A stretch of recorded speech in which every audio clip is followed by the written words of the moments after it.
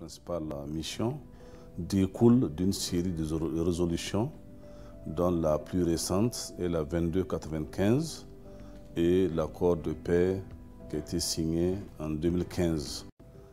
Donc à travers cet accord de paix, il y a une série d'activités ou en tout cas stratégiques certaines qui ont été prévues,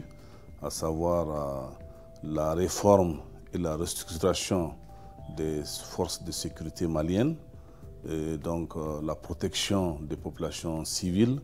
la protection des Nations Unies et de ses installations, du personnel, et comme vous l'avez également l'appui aux autorités en matière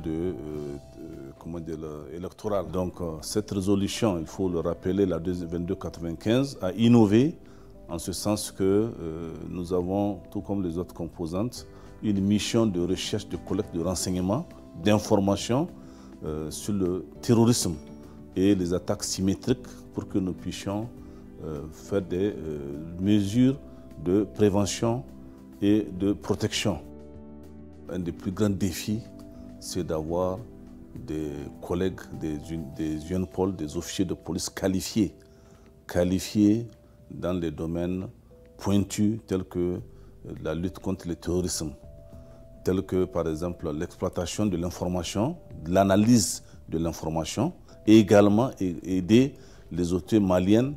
à travers un système mécanisme d'alerte précoce, donc à protéger les populations civiles. Donc l'autre aspect, c'est malheureusement également l'application de l'accord de paix, qui en tout cas est en train de battre de l'aile, parce que bon, il y a eu beaucoup, c'est vrai, beaucoup de lenteur dans la mise en œuvre de l'accord de paix. Bon, souvent c'est imputable aux signataires, et également il y a des faits extérieurs tels que les attaques subies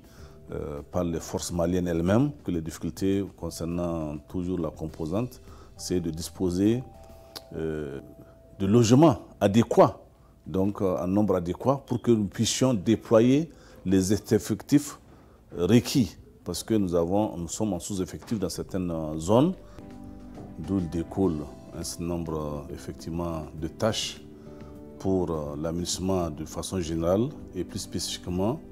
pour la composante police. Alors à ce niveau, nous sommes chargés d'appuyer les autorités maliennes pour la mise en œuvre de l'accord de paix qui a été signé